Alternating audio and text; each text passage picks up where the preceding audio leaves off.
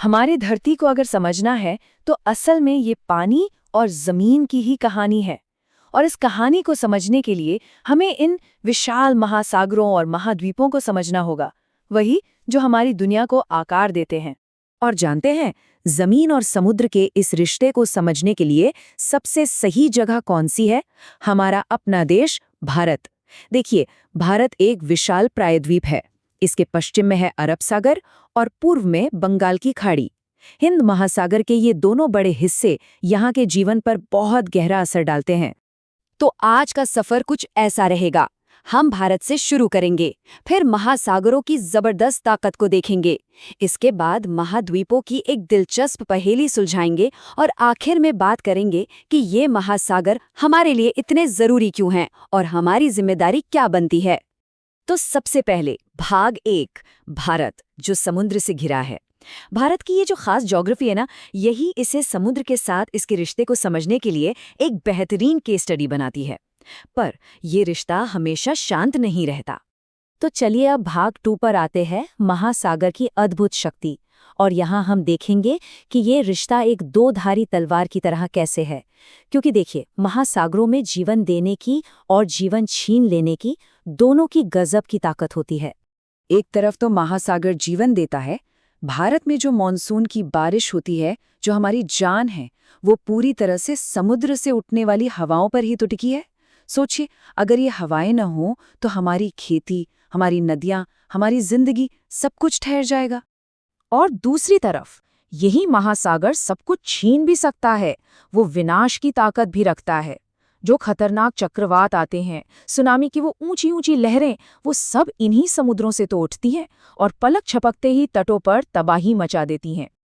और इसका सबसे खौफनाक उदाहरण वो हमें 26 दिसंबर 2004 को देखने को मिला। उस दिन इंडोनेशिया के पास समुद्र के नीचे एक बहुत जबरदस्त भूकंप आया और इस भूकंप ने एक ऐसी सुनामी पैदा की जिसकी लहरों ने हजारों किलोमीटर का सफर तय किया और भारत समेत 14 देशों के तटों पर कहर बरपा दिया। पता है, उस एक आपदा में 2 लाख से भी ज्यादा जानें चली गईं। भारत में अंडमान निकोबार द्वीप समूह, तमिलनाडु, केरल के तटीय इलाकों में बहुत भारी तबाही हुई। ये घटना महासागर की विनाशकारी शक्ति की एक बहुत दर्दनाक याद है। तो महासागरों की ये शक्ति उन जमीन के बड़े बड़े टुकड़ों को भी तय करती है जिन्हें वो अलग करते हैं। लेकिन यहाँ एक बहुत मज़ेदार सवाल उठता है कि हम इन जमीन के टुकड़ों को यानी महाद्वीपों को आखिर गिनते कैसे हैं। और इसी के साथ हम आते हैं भाग 3 पर, महाद्वीपों की पहेली। तो सवाल ये है कि दुनिया में कुल कितनी महाद्वीप हैं? अगर लग रहा है कि इसका जवाब तो बहुत आसान है, तो जरा रुकिए, जवाब थोड़ा कॉम्प्लिकेटेड है। देखिए, परिभाषा तो सीधी सी है। महाद्वीप मतलब जमीन का एक बहुत बड़ा हिस्सा जो आमतौर पर महासागरों से अलग होता है। लेकिन असली पेच ये है कि इनको गिना कैसे जाए, और ये इस बात पर निर्भर करता है कि अलग अलग जगहों पर अलग अलग कल्चर में क्या माना जाता है। तो ये सिर्फ भूगोल का नहीं, संस्कृति का भी मामला है। चलिए देखते हैं कि ये गिनती कैसे बदलती है। जैसे कुछ मॉडल में यूरोप और एशिया को एक ही महाद्वीप यूरेशिया माना जाता है और नॉर्थ और साउथ अमेरिका को मिलाकर सिर्फ अमेरिका। तो ऐसे में 4 ही महाद्वीप हुए। वहीं अगर हम इन सबको अलग अलग गिने, यानी यूरोप अलग, एशिया अलग, नॉर्थ अमेरिका अलग, साउथ अमेरिका अलग, तो यही गिनती 7 तक पहुंच जाती है ना मजेदार? इसका एक बहुत ही जाना पहचाना उदाहरण है ओलंपिक के छल्ले। वो जो 5 रिंग्स होती हैं, वो 5 बसे हुए महाद्वीपों को दिखाती हैं। अफ्रीका, अमेरिका, एशिया, ऑस्ट्रेलिया और यूरोप। ये 5 महाद्वीप वाले मॉडल का सबसे मशहूर सिंबल है। अच्छा, महाद्वीपों के अलावा होते हैं द्वीप, यानी जमीन का वो टुकड़ा जो चारों तरफ से पानी से घिरा हो। अब सवाल उठता है कि महाद्वीप भी तो पानी से घिरे हैं। फर्क बस साइज का है। द्वीप छोटे होते हैं और महाद्वीप बहुत बड़े। और जब द्वीपों की बात चल ही रही है, तो क्या आप जानते हैं कि भारत में 1300 से भी ज्यादा द्वीप हैं?